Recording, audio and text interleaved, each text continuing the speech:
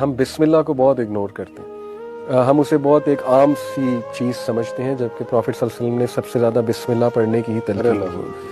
یعنی گھر سے باہر نکلتے ہوئے کیا بسم اللہ ہی توکلت، گاڑی سٹارٹ کرنا ہے بسم اللہ، کپڑا پہننا ہے بسم اللہ، کھانا کھانا ہے بسم اللہ، ہر چیز شروع اللہ کے نام سے. یس، گھر میں انٹر ہونا ہے بسم اللہ اور سلام کرنا ہے. سلام. حدیث میں آتا ہے جس گھر میں بندہ بسم اللہ پڑھ کے انٹر ہو، سلام کر کے انٹر ہو، شیطان وہاں نہیں آ سکتا. اصل میں حدیث میں آتا ہے عرفان بھائی کہ جب تم بسم اللہ پڑھ کے دروازے کو بند کرتے ہو یا برتن کو ڈھکتے ہو تو ایون ابلیس بھی اسے نہیں کھول سکتا، وہ بھی ہاتھ نہیں لگا سکتا. تو آپ سوچیں کہ کتنی پاور ہے بسم اللہ، اتنی پاورفل شیلڈ ہے، اتنی پاورفل شیلڈ ہے اللہ کے نام سے. That's all it says. لیکن اتنی پاورفل ہے. تو بسم اللہ کو اگنور نہ کریں، بسم اللہ پڑھ کے ہر کام شروع کیا کریں.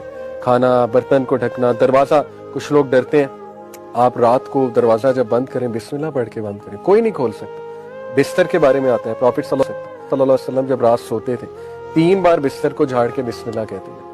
تو کتنی پاورفل یہ چیز ہے.